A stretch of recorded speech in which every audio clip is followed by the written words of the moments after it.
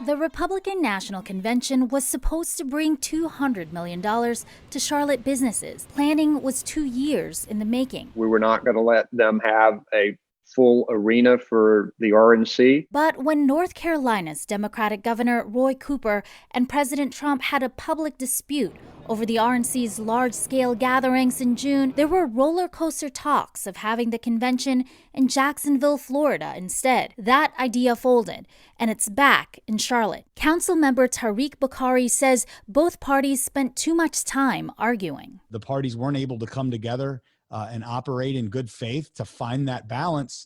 And now we're left with an event that most people in Charlotte won't even really realize it's here. Michael Calloway owns an event planning company that was relying on visitors to get a piece of that $200 million profit. We lost tens of thousands of dollars because of this.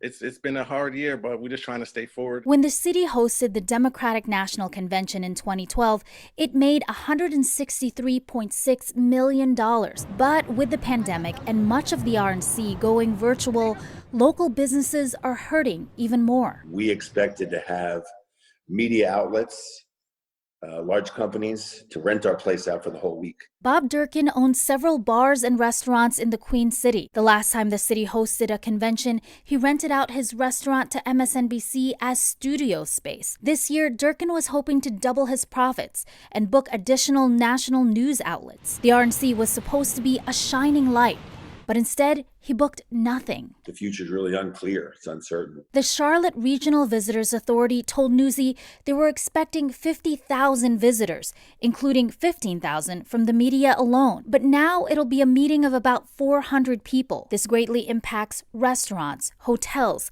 caterers, Uber drivers, and hospitality workers. La Di Da's Catering worked on the 2012 DNC convention and was shortlisted to be one of the RNC's official caterers. They even had a COVID-19 catering plan. How many RNC events are they catering? 0.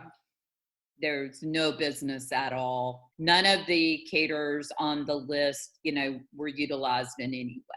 Owner Janet Woodson says they would have made upwards of $2 million and utilized 200 full-time employees. That cat has a trickle-down effect. I mean, it's from the purveyors in the city, the farmers that we buy our produce from, not to mention our key employees, our captains, and, the families that we provide for. No one thought that, the RNC is going to be the antidote to this COVID economic crisis that we're in.